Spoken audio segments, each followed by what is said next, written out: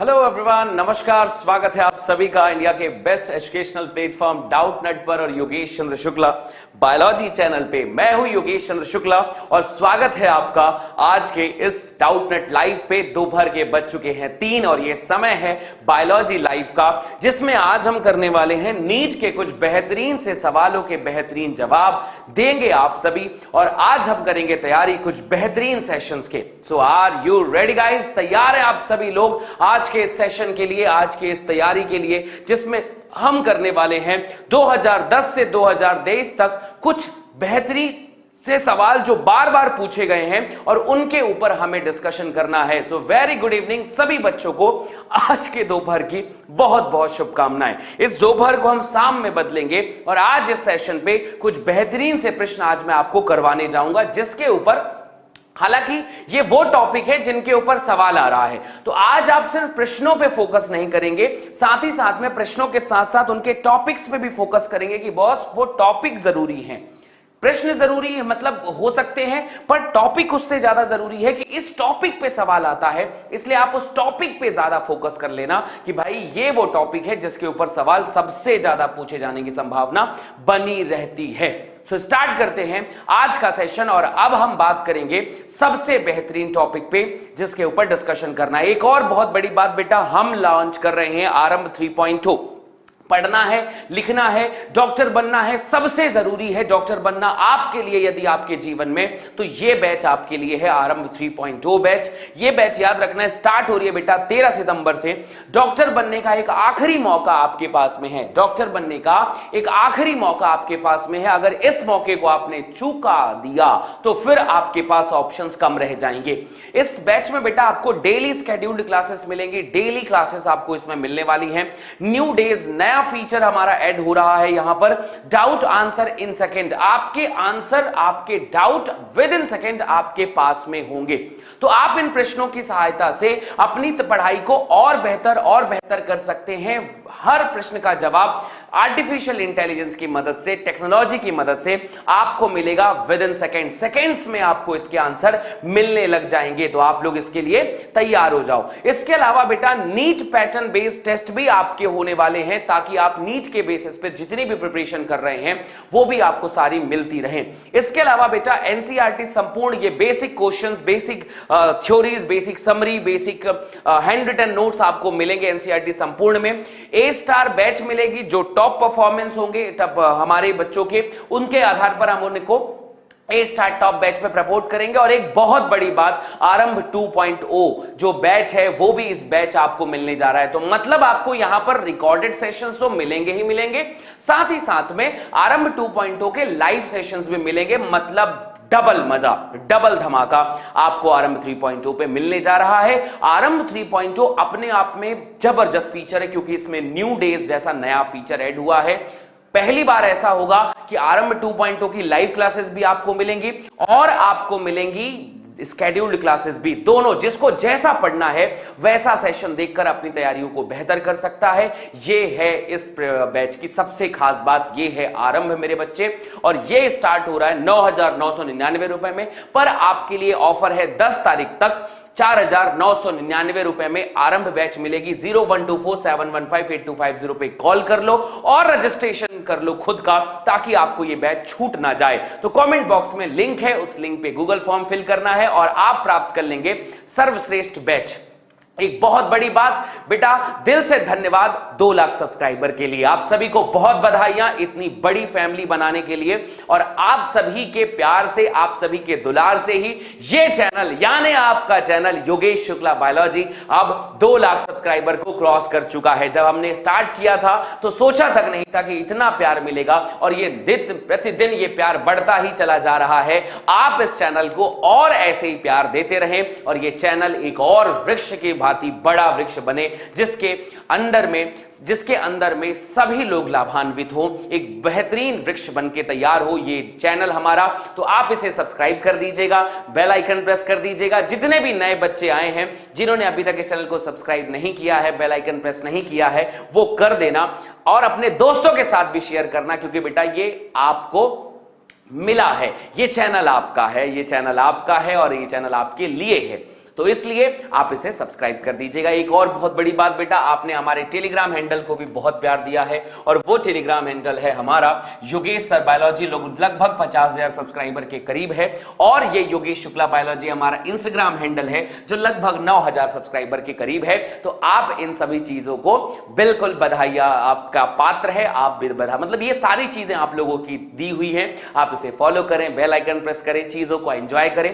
अगर आपको हमारी पढ़ाई हुई चीजें पसंद आती हैं तो आप हमें पसंद करें, सब्सक्राइब करें, लाइक करें, कमेंट करें। कोई चीज बुरी भी लगती है तो आप हमें कमेंट करके बताएं। मैं डेली आपके कमेंट्स देखता हूं कि आपने उन कमेंट्स में क्या अच्छा क्या बुरा लिखा हुआ है, तो आप मुझे कमेंट सेक्शन के माध्यम से जरूर बताएं बच्चे, ठीक है। तो एक बार फिर से आप सभी को कॉन्ग्रेचुलेशंस, आप सभी को बहुत बहुत बधाइयां, मैनी मैनी कॉन्ग्रेचुलेशंस।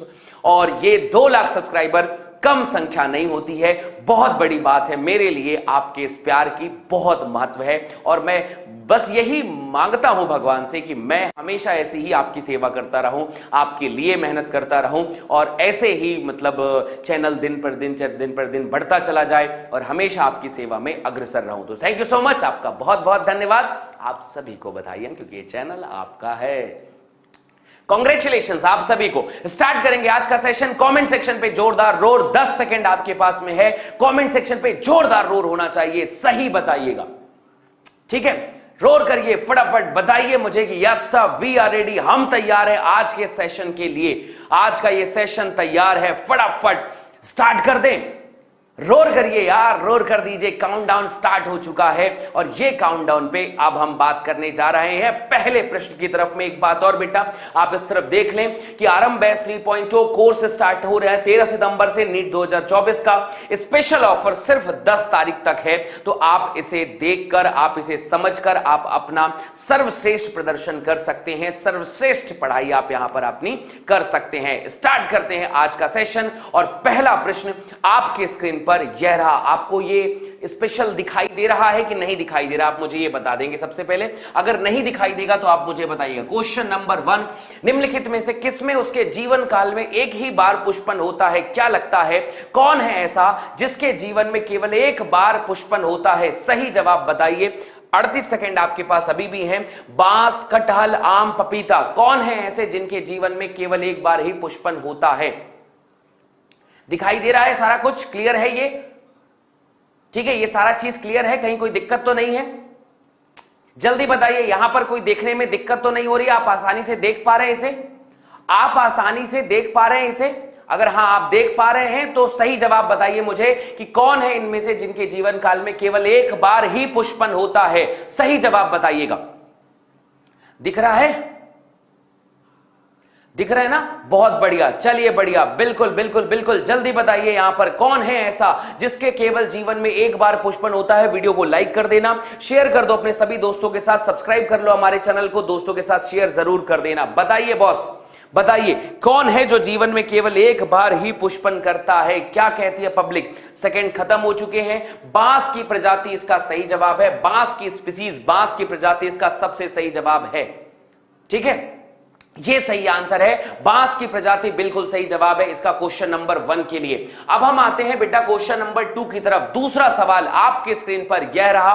दूसरा सवाल आपके स्क्रीन पर है, बताइएगा आवृत्तबीजी पादपों में निम्न संरचनाओं की गुणितता को लिखिए। यह प्रश्न बार बार पूछा जाता है, कई बार पूछा जाता है, बार बार पूछा जाता है। तो ऐसे की तैयारी आप जरूर कर लेना। वीडियो को लाइक कर दो, शेयर कर दो, सब्सक्राइब कर दो हमारे चैनल को, ताकि आपको हर एक चीज बेहतरीन तरीके से दिखाई देती रहे। और सर नहीं दिख रहा है, चलो 1 मिनट हम कोशिश करते हैं थोड़ा सा। वैसे आप लोगों को क्लियर हो जाएगा, कोई बड़ी दिक्कत नहीं है, लेकिन फिर भी आप प्रश्नों का जवाब देते रहे तब तक, आप प्रश्नों का जवाब देते रहें तब तक। जल्दी दीजिए फटाफट सही जवाब, क्या आंसर हो सकता है इसका?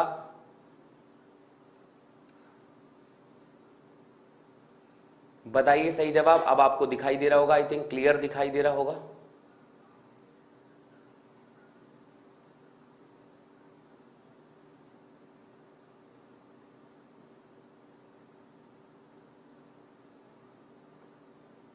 चलिए अब आपको क्लियर दिखाई देगा हर एक चीज, ठीक है। अब आपको क्लियर चीज दिखाई देगा। बताइए, आवृत्तिबीजी पादपों में निम्न संरचनाएं हैं और निम्न संरचनाओं में से किसकी गुणिता क्या होती है? युग्मनज कैसा दिखाई देता है, भ्रूणपोष कैसा दिखाई देता है, अंडाणु कैसा दिखाई देता है, ये सब कैसे दिखाई देते हैं? सही जवाब बताइए। क्लियर है?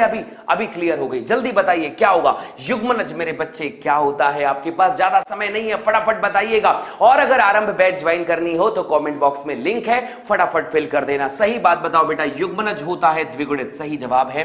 भ्रूणपोष होता है त्रिगुणित और अंडाणु होता है अगुणित। क्या टिक किया है आपने? द्विगुणित, त्रिगुणित, अगुणित। क्या सही जवाब दिया है? सही जवाब है मेरे बच्चे, तीसरा आंसर है 2n 3n n, और तीसरा आंसर सही है, बिल्कुल सही है। तीसरा आंसर बिल्कुल सही है। इस प्रश्न के लिए 4 second, 3 second, 2 second, 1 second, second खत्म हुआ। अब हम पहुंचते हैं क्वेश्चन नंबर तीसरे की तरफ। तीसरा सवाल आपके सामने है। तीसरा सवाल आपके सामने है। उससे पहले मैं आपको बता दूं बेटा, आरंभ 3.0 ऑन हो चुका है। 13 सितंबर से बैच स्टार्ट होगी। उससे पहले आप 10 सितंबर तक आप अपने आप को रजिस्ट्रेशन कर सकते हैं, रजिस्ट्रेशन करवा सकते हैं। आवृत्तिबीजियों में निषेचन के बाद होने वाले परिवर्तन के संदर्भ में गलत विकल्प को पहचानिए, पहचानिए, गलत विकल्प को पहचानिए। आवृत्तिबीजियों में निषेचन से बाद होने वाले परिवर्तन के संदर्भ में गलत विकल्प को पहचानिए। यह हर बार पूछा जाता है, हर बार पूछा जाता है बॉस कि कौन किस में परिवर्तित होता है, कौन किस में परिवर्तित होता है। यह प्रश्न बहुत ज्यादा कॉमन है कि क्या युग्मनज जो है वो भ्रूण में बदल जाता है? क्या यह बात सही है? युग्मनज जो है वो भ्रूण में बदल जाता है, क्या यह बात सही है? पीईएन भ्रूणपोष में बदल जाता है, क्या यह बात सही है? अंडाशय फल में बदल जाता है, क्या यह बात सही है? अध्यावरण फल भित्ति में बदल जाता है, क्या यह बात सही है? सही बात आपको बतानी है, सॉरी गलत बात बतानी है कि गलत क्या है, गलत क्या है। निषेचन के बाद कौन किस में नहीं बदलता है? सो बॉस, युग्मनज भ्रूण में बदलता है, यह बात बिल्कुल सही है। पीईएन भ्रूणपोष में बदलता है, यह बात बिल्कुल सही है। ठीक है, पीईएन जो है भ्रूणपोष, प्राइमरी एंडोस्पर्मिक न्यूक्लियस भ्रूणपोष में बदलता है, यह बात बिल्कुल सही है। अंडाशय फल में बदल जाता है, यह बात भी बिल्कुल सही है। अध्यावरण फल भित्ति में बदल जाता है, अंडाशय भित्ति फल भित्ति में बदलती है बेटा, तो आंसर होगा चौथा। चौथा आंसर गलत होगा, क्योंकि बॉस अध्यावरण जो है, बीज अध्यावरण, वो बीज का कवर बनाता है। सही आंसर इसका होगा D. PEN primary endospermic nucleus आगे जाके भ्रूणपोष बनती है, यह बात बिल्कुल सही है, यह बात बिल्कुल सही है। पीईएन युग्मनज भ्रूण बनाता है। निषेचन के बाद होने वाले परिवर्तन के संदर्भ में गलत विकल्प है। अध्यावरण जो है वो फल भित्ति बनती है, ऐसा नहीं है। फल भित्ति जो है वो अंडाशय भित्ति बनाती है, फल भित्ति। अध्यावरण जो होता है, इंटेग्यूमेंट जो होते हैं, वो बीजावरण बनाते हैं, बीज के आवरण बनाते हैं। क्वेश्चन नंबर चौथा सवाल आपके स्क्रीन पर है, तेजी से जवाब दीजिए। हां जी, डी होगा भैया जी, डी होगा, डी होगा, डी होगा।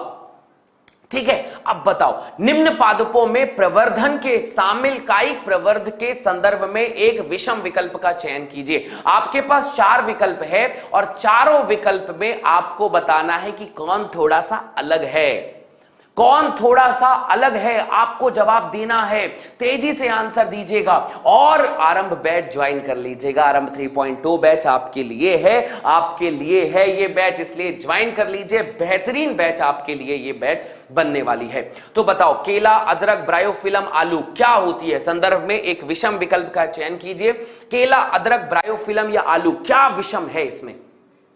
क्या विषम है इसमें से? सोच समझ के जवाब दीजिएगा, तेज जवाब दीजिएगा कि पादपों के प्रवर्धन में शामिल कायिक प्रवर्ध के संदर्भ में एक विषम विकल्प का चयन कीजिए। एक विषम विकल्प बता दीजिए कौन सा है? केला, अदरक, ब्रायोफिलम या आलू। केला, अदरक, ब्रायोफिलम या आलू, कौन विषम है? कौन विषम है? सोच समझ के जवाब दीजिए। तो सही जवाब होगा बेटा केला, अदरक, आलू, ये तीनों जो हैं वो एक प्रकार से स्टेम का पार्ट यहां पर होते हैं, स्टेम से बनते हैं। पर ब्रायोफिलम जो है मेरे बच्चे वो पत्ती से बनता है। ब्रायोफिलम जो है वो पत्ती से बनता है। इसका प्रवर्ध तना है, इसका प्रवर्ध तना है, इसका प्रवर्ध भी तना है, पर कभी भी ब्रायोफिलम तने से नहीं पत्ती प्रवर्ध को उपयोग करता है। और इसका प्रवर्ध जो है वो पत्ती होती है, लीव्स होती है इसका प्रवर्ध। तो सही जवाब होगा मेरे लाल C option, third option bryophyllum सही ऑप्शन है। क्वेश्चन नंबर 5वां, पांचवें प्रश्न आपके लिए ये रहा स्क्रीन पर। कमेंट सेक्शन पे लाइक शेयर सब्सक्राइब जरूर करना, दोस्तों के साथ भी शेयर करना कि गैर एल्ब्यूमिनस बीज किसमें पाया जाता है। पढ़ाया हुआ है 12th का 11th का, गजब का टॉपिक है ये बीज कि गैर एल्ब्यूमिनस बीज किसमें पाया जाता है। उस बीज का नाम बताओ मेरे लाल जिस बीज में एल्ब्यूमिन नहीं पाया जाता है। जिस बीज में एल्ब्यूमिन नहीं पाया जाता है, क्या वो मटर है, क्या वो मूंगफली है, क्या वो दोनों है, या इनमें से कोई नहीं है? कौन है? कौन है सही जवाब इसका बताइएगा कि गैर एल्ब्यूमिनस बीज पाए जाते हैं मटर में, मूंगफली में, दोनों में, इनमें से कोई नहीं। किस में पाए जाते हैं? किस में पाए जाते हैं? एल्ब्यूमिनस बीज पाए जाते हैं मटर, मूंगफली, दोनों, इनमें से कोई नहीं। सही जवाब किधर है? तेजी से बताइए सही जवाब। क्या कहती है पब्लिक? बेटा जी इनमें से कोई नहीं। गैर एल्ब्यूमिनस बीज जो होता है जिनके पास एल्ब्यूमिन नहीं पाया जाता है वो दोनों हो सकते हैं, दोनों है, मटर और मूंगफली, दोनों में एल्ब्यूमिनस नहीं पाया जाता है। एक बीज पत्री जो होते हैं वो एल्ब्यूमिनस बीज होते हैं। गैर एल्ब्यूमिनस बीज, नॉन एल्ब्यूमिनस बीज, नॉन एंडोस्पर्मिक बीज, ये द्विबीज पत्री होते हैं। और इस तरीके से ये दोनों जो है मटर और मूंगफली, याद रखना, दोनों गैर एल्ब्यूमिनस बीज पाए जाते हैं। रीजन बिहाइंड इट कि इनके पास एल्ब्यूमिन नहीं पाया जाता, इनका भ्रूणपोष पूरी तरह से उपयोग कर लिया जाता है और इनके पास नहीं पाया जाता। तो सी आंसर बिल्कुल सही होगा इस प्रश्न के लिए। क्वेश्चन नंबर 6 सवाल, छठवां सवाल। एक प्रारूपिक आवृतबीजी पौधे के परिपक्व भ्रूणकोश में कितनी कोशिकाएं, कितने केंद्रक होते हैं? तड़कता भड़कता बार बार पूछा जाने वाला सवाल, बार बार पूछा जाने वाला सवाल, 1000 बार पूछा जाने वाला सवाल। बस दीजिए जवाब और देखिए कि क्या सबसे सटीक आंसर हो सकता है।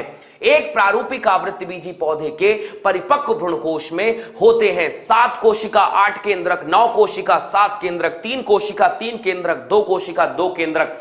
क्या कहती है पब्लिक? यस, डी नहीं होगा, बी, सी आंसर सही है। जल्दी जल्दी जल्दी आंसर बताइए, क्या आंसर होगा क्वेश्चन नंबर 6 का? दीजिएगा जवाब। बहुत सारे प्रश्न हैं मेरे बच्चे, बहुत सारे प्रश्न हैं, इसलिए तैयार रहिए सही जवाब देने के लिए। प्रारूपिक आवृतबीजी पौधे के परिपक्व भ्रूणकोश में होते हैं 7 कोशिका 8 केंद्रक, 9 कोशिका 7 केंद्रक, 3 कोशिका 3 केंद्रक, 2 कोशिका 2 केंद्रक। क्या कहती है पब्लिक इस प्रश्न के लिए? क्या कहती है पब्लिक इस प्रश्न के लिए? सही जवाब बताइए। बॉस 7 कोशिका 8 केंद्रक बिल्कुल सही जवाब है। आपके पास टाइम ज्यादा नहीं होता है, सही जवाब वही होगा, 7 कोशिका 8 केंद्रक। क्या होगा? 7 कोशिका 8 केंद्रक सही जवाब होगा। क्वेश्चन नंबर 7, 1 मिनट से ज्यादा नहीं लगना चाहिए। बीज में बीजांडकाय शेष रह जाता है जिसे हम क्या कहते हैं? 1 मिनट से ज्यादा समय नहीं लगना चाहिए, तेजी से जवाब दीजिएगा कि बीज में बीजांडकाय शेष रह जाता है जिसे हम कहते हैं प्रशुल्क यानी स्कूटलम, पेरिकाप, टिगेलम, पेरिस्पर्म, परिभ्रूणपोष। क्या कहते हैं? आपके हिसाब से सटीक जवाब क्या होगा? वीडियो को लाइक शेयर सब्सक्राइब सारा कुछ करिए और बताइए मुझे इसका सबसे सटीक आंसर क्या होगा कि यदि किसी बीज में बीजांडकाय शेष रह जाता है हम उसे क्या कहते हैं। आपके पास वक्त बहुत कम है और तेजी से जवाब देना है कि सबसे सटीक आंसर क्या है। मेरे बच्चे वीडियो को लाइक जरूर करना, शेयर करना, सब्सक्राइब करना और कमेंट बॉक्स में एक लिंक है, उस लिंक को जरूर फिल कर देना क्योंकि आरंभ 3.0 केवल 10 तारीख तक ही आप ले पाएंगे। तो 10 तारीख से पहले आप इसे रजिस्ट्रेशन खुद का कर लें, अपने आप को बेहतर रजिस्ट्रेशन कर सकते हैं, आप एक बेहतर बैच में पहुंच सकते हैं। तो सही जवाब है बेटा चौथा, पेरिस्पर्म, परिभ्रूणपोष कहते हैं हम उसे कहते हैं परिभ्रूणपोष, हम उसे कहते हैं परिभ्रूणपोष। तो क्या होता है? बीजांडकाय शेष रह जाता है जिसे हम कहते हैं परिभ्रूणपोष कहते हैं और वही सही जवाब है। क्वेश्चन नंबर 8, क्वेश्चन नंबर 8, 8वां सवाल आपके स्क्रीन पर यह रहा। बताइए मुझे कि घास में केवल एक बीज पत्र होता है और उसे हम क्या कहते हैं? घास में केवल एक बीज पत्र होता है मेरे लाल और उस एक बीज पत्र को हम क्या कहते हैं? क्या हम उसे टिगेलम कहते हैं? क्या हम उसे स्कूटेलम कहते हैं? क्या हम उसे प्रांकुरचोल कहते हैं? या फिर इनमें से कुछ भी नहीं कहते हैं? क्या कहते होंगे? सोचिए, जवाब बताइए कि क्या कहते होंगे। घास में केवल एक बीज पत्र होता है और उस एक बीज पत्र को हम क्या कहते होंगे? जवाब जवाब जवाब जनाब, जल्दी दीजिए। वीडियो को लाइक भी करना है, शेयर भी करना है, सब्सक्राइब भी करना है, बेल आइकन प्रेस भी करना है, सब कुछ करना है। और कमेंट बॉक्स में लिंक है, उसे जाकर फिल कर देना, क्योंकि अगर ये सवाल नहीं बन रहे हैं तो ये सवाल तुम्हारे लिए काल बन सकते हैं। इसलिए उस काल बनने से पहले इन प्रश्नों के सही जवाब खोज डालो कि बॉस ये प्रश्न मुझसे अब बनने ही चाहिए। बताइए, सुघास में एक बीज पत्र को हम क्या कहते हैं? क्या कह रही है पब्लिक? B answer, scutellum. हम इसे स्कूटेलम कहते हैं, स्कूटेलम, स्कूटेलम कहते हैं। बी आंसर सही है। पढ़ा है आपने, फिर भी बहुत सारे बच्चे सी कह रहे हैं, डी कह रहे हैं। बहुत गलत कह दिया है तुमने मेरे लाल। तो आपको सही जवाब देना है, तो स्कूटेलम सही जवाब है। ये है हमारा आपका आरंभ बैच। आरंभ बैच बेटा वैसे तो 9,999 का है, पर आपको मिल रहा है 4,999 रुपए में। ऑफर केवल 10 सितंबर तक है। कॉल करना 012471588250 पे और फिल करिए गूगल फॉर्म जो कमेंट बॉक्स के ऊपर में है, और आरंभ बैच को आप तुरंत तड़कते भड़कते हुए ले लीजिए। क्वेश्चन नंबर 9, किस पौधे के पुष्प में अपने परागणी कारक के साथ अविकल्पी संबंध पाया जाता है? ऐसा कौन सा पौधा है जिसके पुष्प में अपने परागणी कारक के साथ, कीट के साथ, पक्षी के साथ अविकल्पी संबंध पाया जाता है कि हम तुम्हारे बिना नहीं रह पाएंगे, हम दोनों एक दूसरे से बिछड़ेंगे तो मर जाएंगे, ऐसा कुछ कहते हैं। इन दोनों के बीच में बिल्कुल भी विकल्प नहीं है छोड़ के जाने का। कौन है ऐसा?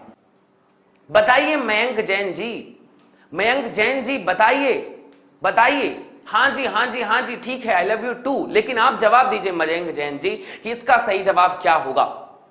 ठीक है, ठीक है, जवाब बताइएगा क्या आंसर होगा इसका। सबसे सटीक आंसर बताइएगा कि भाई किस पौधे के पुष्प में अपने परागणी कारक के साथ अविकल्पी संबंध पाया जाता है? कोकस, Salvia, yucca, Avena, which one? कौन है मेरे भाई, कौन है?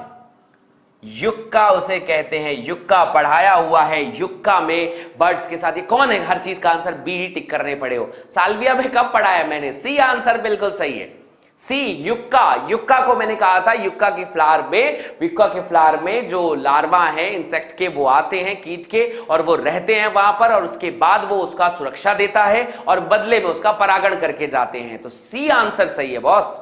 कौन कह रहा है बी है?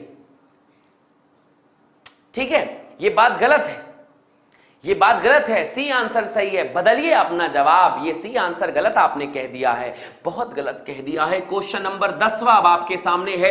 10th सवाल, निम्न में से कौन मादा युग्मकोद्भिद को निरूपित करता है?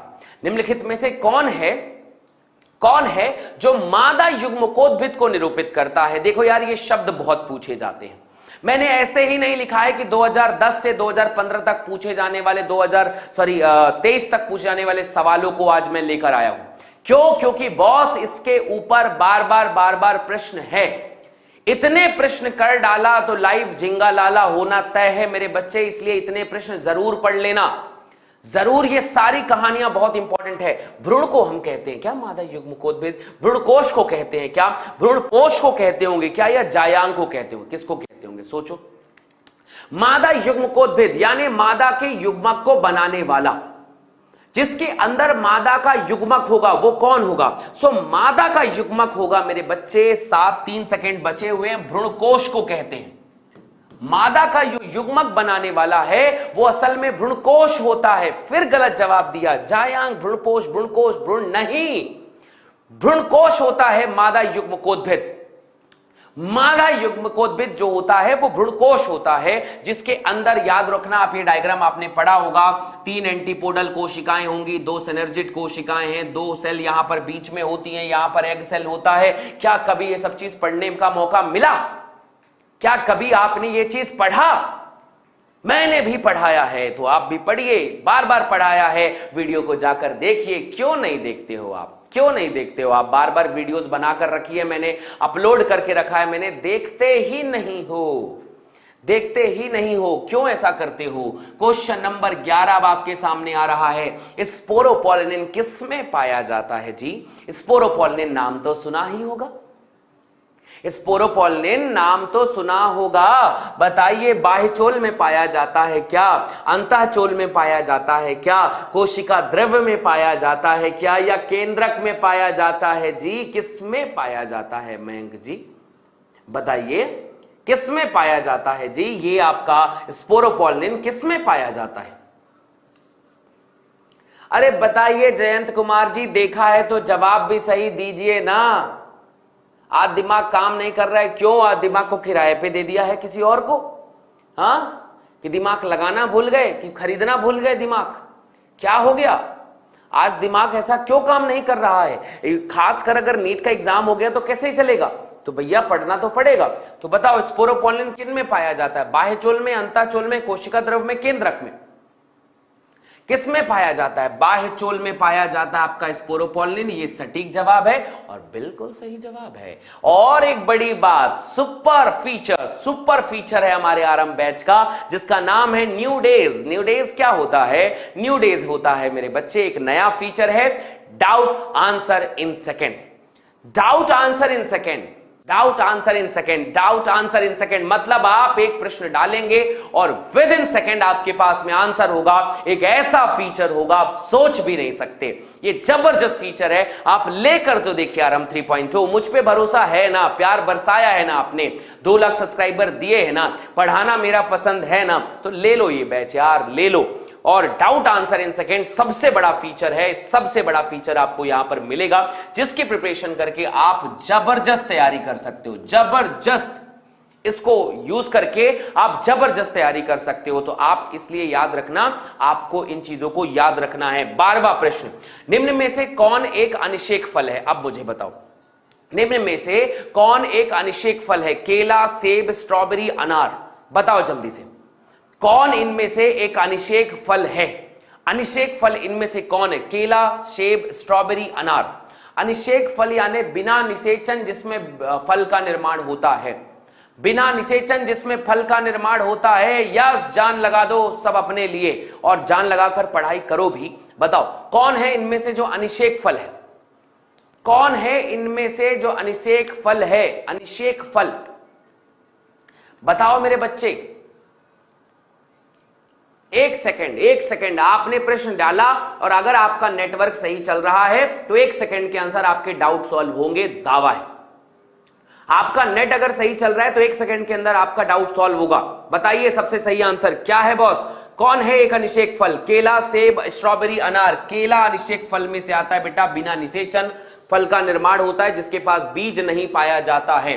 क्वेश्चन नंबर 13 मेरे बच्चे, 13 सवाल आपको जवाब देना है। बी अनिषेक फल है वो यार, वो असत्य फल है, बीज तो उसके पास भी होता है। अनिषेक फल मतलब होता है पार्थिनोकार्पिक फ्रूट, बिना निषेचन फल का निर्माण करना वो केला होता है, केला होता है। कौन है ये इतना गलत जवाब दे रहा है भाई? ऐसे कैसे चलेगा मेरे भाई? 13वां सवाल, सही जवाब बताइए। 13वां सवाल अब आपके सामने है, नर जनन तंत्र की सहायक ग्रंथियों के नाम बताओ कि कौन कौन है जो नर जनन तंत्र की, मेल रिप्रोडक्टिव सिस्टम की सहायक ग्रंथियां हैं। सहायक ग्रंथियां कौन कौन सी हैं? क्या वो प्रोस्टेट और शुक्राशय हैं? प्रोस्टेट, बर्थोलिन और शुक्राशय हैं? शुक्राशय और बर्थोलिन ग्रंथियां हैं? प्रोस्टेट, काउपर ग्रंथियां व शुक्राशय हैं? आप मुझे बताइए सही जवाब, सही जवाब बताइए। एप्पल असत्य फल है और मैं पूछ रहा हूं अनिषेक फल, तो अनिषेक फल जो है बनाना है।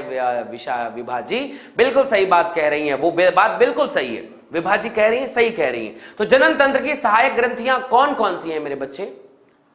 ठीक है, मोहम्मद आशिम जी अगला सवाल भी जवाब दीजिए। उसका सही जवाब होता है प्रोस्टेट, काउपर्स एंड शुक्राशय। प्रोस्टेट, काउपर्स एंड शुक्राशय ये 3 ग्रंथियां हैं जो मेल में पाई जाती हैं, बर्थोलिन फीमेल में पाई जाती हैं, और ये दोनों नहीं, ये भी एक और पाई जाती है, सहायक ग्रंथियां हैं। क्वेश्चन नंबर 14, 14th प्रश्न आपके सामने है। 14th प्रश्न अब आपके सामने है कि मासिक चक्र के दौरान मनुष्य मादा में सामान्यतः अंडोत्सर्ग होता है। मासिक चक्र जब चलता है तो उस दौरान मनुष्य मादा में सामान्यतः अंडोत्सर्ग होता है। प्रोलिफरेटिव अवस्था के अंत में, स्त्रावी अवस्था के मध्य में, स्त्रावी अवस्था के अंत में तुरंत पहले, या प्रोलिफरेटिव अवस्था की शुरुआत में। मासिक चक्र के दौरान मनुष्य मादा में अंडोत्सर्ग कब होता है जी? ओव्यूलेशन कब होता है? प्रोलिफरेटिव के अंत में, स्त्रावी प्रावस्था के बीच में, स्त्रावी अवस्था के अंत के तुरंत पहले, या प्रोलिफरेटिव अवस्था के शुरुआत में। मेंस्ट्रुअल साइकिल पढ़ाया गया है, डिटेल प्रक्रिया बताई गई है, आपको बस जवाब देना है कि भैया जो मेंस्ट्रुअल साइकिल है उसके प्रोसेस याद है क्या?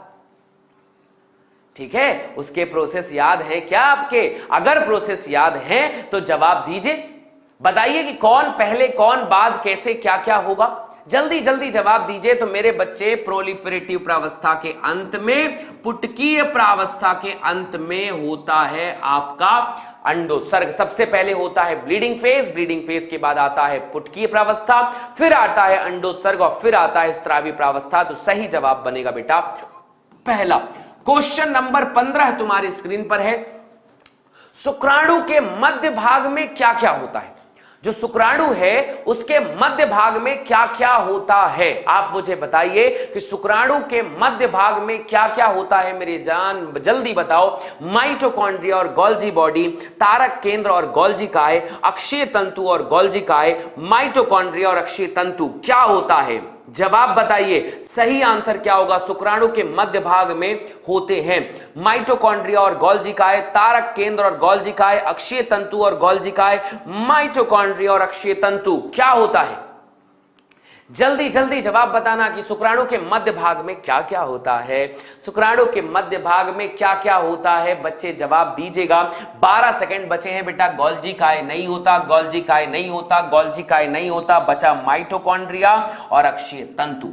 ये दो चीजें मध्य भाग में होता है, ये दो चीजें मध्य भाग में होता है। डी आंसर बिल्कुल सही होगा। क्वेश्चन नंबर 16 की तरफ में चलते हैं कि एक प्राथमिक स्पर्मेटोसाइट से शुक्राणु जनन में कितने शुक्राणु बनते हैं? टोटली एनसीईआरटी बेस्ड क्वेश्चन है। इन प्रश्नों को करोगे तो तुम्हारा बेसिक क्लियर होता चला जाएगा। इन प्रश्नों को करके तुम्हारे बेसिक्स मजबूत होते चले जाएंगे। बस तुम करते जाओ, बताते जाओ कि प्राथमिक स्पर्मेटोसाइट से शुक्राणु जनन में कितने शुक्राणु बनते होंगे। आपको क्या लगता है कितने शुक्राणु बन सकते होंगे? एक प्राथमिक स्पर्मेटोसाइट से शुक्राणु जनन में कितने शुक्राणु बनते हैं? आखिर कितने शुक्राणु बनते होंगे आप सोचो, प्राथमिक स्पर्मेटोसाइट से। सही जवाब जल्दी बोल दीजिए यार, क्या आंसर होगा? प्राथमिक स्पर्मेटोसाइट से शुक्राणु जनन में कितने शुक्राणु बनते हैं? आपको क्या लगता है आखिर कितने शुक्राणु बन सकते होंगे इनके? तो इनके शुक्राणु बनते हैं बॉस 4। प्राथमिक स्पर्मेटोसाइट से 4 शुक्राणु बनते हैं। कितने शुक्राणु बनते हैं? 4 शुक्राणु बनते हैं। सी आंसर सही होगा। नहीं, प्राथमिक स्पर्मेटोसाइट से 2 द्वितीयक स्पर्मेटोसाइट बनती है और 2 स्पर्मेटोसाइट से 4 स्पर्मेटिड बनते हैं। वो विभेदित होकर 4 स्पर्म का निर्माण करते हैं। मेरे बच्चे, आरंभ बैच अब भी मिल रही है। 4,999 रुपए में आरंभ बैच है। गूगल फॉर्म फिल कर दो, बार बार कह रहा हूं गूगल फॉर्म फिल कर दो, अब भी मौका है, अब भी मौका है। 012471158250 पे या तो कॉल ही कर दो, रजिस्ट्रेशन कर लो खुद का। 10 सितंबर के बाद ये मौका आपको नहीं मिलेगा। तो तैयार रहना इस प्रश्न के लिए। 17वां सवाल, शुक्र जनन की विभिन्न प्रावस्थाओं का सही क्रम क्या होता है? जब शुक्र जनन होता है तो उसका सही क्रम क्या होगा? सीक्वेंस क्या सही होगा कि सबसे पहले कौन बनेगा, फिर कौन बनेगा, फिर कौन बनेगा, फिर कौन बनेगा? क्या सबसे पहले स्पर्मेटोसाइट बनेगा, फिर स्पर्मेटोगोनिया बनेगा, फिर स्पर्मेटिड और फिर शुक्राणु? स्पर्मेटोगोनिया, स्पर्मेटिड, स्पर्मेटोसाइट, फिर शुक्राणु? स्पर्मेटिड, स्पर्मेटोगोनिया, स्पर्मेटोसाइट और शुक्राणु? या स्पर्मेटोगोनिया, प्राथमिक स्पर्मेटोसाइट, द्वितीयक स्पर्मेटोसाइट, फिर स्पर्मेटिड और फिर शुक्राणु? क्या कहती है पब्लिक? क्या कहती है पब्लिक? इसके लिए सही जवाब आपके हिसाब से क्या हो सकता है? शुक्राणु जनन की विभिन्न प्रावस्थाओं का सही क्रम क्या हो सकता है? स्पर्मेटोसाइट, स्पर्मेटोगोनिया, स्पर्मेटिड या शुक्राणु? क्या कहती है पब्लिक? सही जवाब, सही जवाब होगा मेरे बच्चे डी आंसर। सबसे पहले बनता है स्पर्मेटोगोनिया, फिर बनता है प्राथमिक स्पर्मेटोसाइट, फिर बनता है द्वितीयक स्पर्मेटोसाइट, फिर स्पर्मेटिड और फिर बनता है शुक्राणु। यह सही जवाब है चौथे प्रश्न के लिए। यह सही जवाब है चौथे प्रश्न के लिए। क्वेश्चन नंबर हमारा 18 आ रहा है, 18th नंबर का सवाल। निम्नलिखित में से कौन सी द्विगुणित संरचना है? निम्नलिखित में से कौन सी द्विगुणित संरचना है? जो द्विगुणित संरचना है उसका नाम बताइए। द्वितीयक स्पर्मेटोसाइट और ओगोनिया ये दोनों द्विगुणित हैं। स्पर्मेटोजोआ और अंड ये द्विगुणित हैं। स्पर्मेटोगोनिया और ओगोनिया द्विगुणित हैं। द्वितीयक ओसाइट और प्राथमिक स्पर्मेटोसाइट द्विगुणित है। क्या लगता है? द्वितीयक ओसाइट अगुणित है, प्राथमिक स्पर्मेटोसाइट द्विगुणित है। स्पर्मेटोजोआ अगुणित है, अंड जो होता है वो अगुणित है। स्पर्मेटोसाइट द्वितीयक जो है अगुणित है। ऊगोनिया जो है वो द्विगुणित है। सब लिखते जा रहा हूं। स्पर्मेटोगोनिया द्विगुणित है और ऊगोनिया भी द्विगुणित है। तो दोनों द्विगुणित संरचनाएं कौन सी हुई?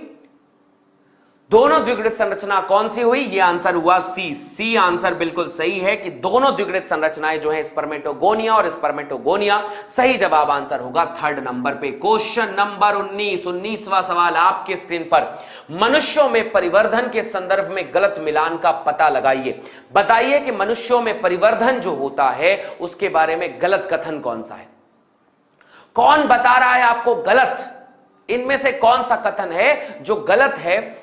24 सप्ताह की समाप्ति के बाद पलकें अलग हो जाती हैं, बरौनियों का निर्माण हो जाता है, ये बात सही है। 8 सप्ताह की समाप्ति पर सिर पर बालों का उग जाते हैं। 12 सप्ताह की समाप्ति के बाद हाथ पैर बाह्यजननांग सब उग जाते हैं। 4 सप्ताह की समाप्ति के बाद हृदय बन जाता है। क्या लगता है कौन सी बात गलत है? कौन सी बात गलत है? जल्दी जल्दी जवाब बताइए, प्रश्नों के आंसर दीजिए। इन्हीं प्रश्नों के जवाब दे देकर तो आप नीट के मास्टर बनेंगे मेरे लाल। जल्दी बताइए क्या आंसर है? मनुष्यों में परिवर्तन के संदर्भ में गलत मिलान का पता लगाइए।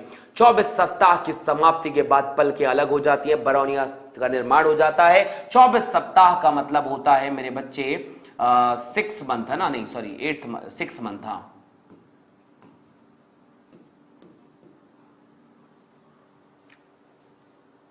ठीक है, 6 मंथ हो गया। 8 सप्ताह की मतलब 2 मंथ हो गया। 8 सप्ताह मतलब 8 सप्ताह, ठीक है 8 सप्ताह की समाप्ति के बाद 2 मंथ के बाद, मतलब ऐसा हो जाता है क्या? ठीक है। और 12 सप्ताह मतलब हो गया 3 मंथ, ठीक है। और 4 सप्ताह का मतलब हो गया 1 मंथ। तो 1 मंथ में हृदय बन जाता है, 3 मंथ में हाथ पैर सब जननांग बन जाते हैं, 6 मंथ में पलकें अलग हो जाती हैं, पर 8 सप्ताह की समाप्ति के बाद सिर पर बालों का दिखाई देना तथा भ्रूण की प्रथम गति ये 5वें महीने पे होती है। तो बी आंसर बिल्कुल भी गलत है, बिल्कुल भी गलत है। क्वेश्चन नंबर 20 की तरफ में आते हैं बेटा। 20वां सवाल तुम्हारे सामने। मानव भ्रूण की 16 कोशिका वाली अवस्था कौन सी है? मानव भ्रूण की 16 कोशिकीय वाली अवस्था कौन सी होती है? निषेचित अंडे से छोटी होती है, निषेचित अंडे के समान आकार की होती है, निषेचित अंडे के आकार से 2 गुनी होती है, निषेचित अंडे के आकार से 4 गुनी होती है। मानव भ्रूण की 16 कोशिकी वाली अवस्था, जल्दी बताइए यहां पर मानव भ्रूण की 16 कोशिका वाली अवस्था कौन सी होगी? 16 cell, 16 cell stage, 16 cell stage वाली अवस्था कौन सी होती है? निषेचित अंडे से छोटी होती है, निषेचित अंडे के समान आकार की होती है, निषेचित अंडे से आकार से 2 गुनी होती है, निषेचित अंडे के आकार से 4 गुनी होती है। बताइए मानव भ्रूण की 16 कोश की अवस्था, 16 सेल स्टेज, 16 सेल स्टेज कितना होगा? 16 सेल स्टेज में जब हम आते हैं तो निषेचित अंडे के आकार के समान की लगभग उतने ही आकृति के बने रहते हैं, क्योंकि उसमें 16 कोश की अवस्थाओं दोनों का आकार बराबर बना रहता है, ना ज्यादा ना बड़ा, ठीक है। सुपर फीचर है बेटा इसमें, आरंभ 2.0 भी मिल रहा है आपको। नीट 2023 के लिए आरंभ 3.0 लॉन्च हो चुका है, और आप आरंभ 3.0 अगर ज्वाइन करना चाहते हैं तो आपको आरंभ 2.0 भी उसके साथ लाइव बैच मिलेगा इस बैच के साथ में। तो आप इसे ज्वाइन कर सकते हैं, बेहतर तरीके से पढ़ाई कर सकते हैं और बेहतर तरीके से आप इसकी प्रिपरेशन कर सकते हैं। क्वेश्चन नंबर 21 मेरे बच्चे, 21वां सवाल आपके स्क्रीन पर यह रहा कि मानव मादा में निषेचित अंडों का गर्भाशय में निरूपण होना क्या कहलाता है? मानव मादा में निषेचित अंडों का गर्भाशय में निरूपण होना कब हो पाता है? निषेचन के 1 माह के पश्चात, निषेचन के 2 माह के पश्चात, निषेचन के 3 सप्ताह के पश्चात, या निषेचन के लगभग 7 दिन पश्चात। मानव मादा में अगर निषेचित अंडे हैं तो गर्भाशय में अगर निरूपण होगा तो वो कब होगा? जल्दी बताइए कब होगा? कब होगा निषेचित अंडों का गर्भाशय में निरूपण होना? कब होता है? अंतरोपण कौन से दिन पे हो सकता है? सोच समझ के जवाब दीजिए।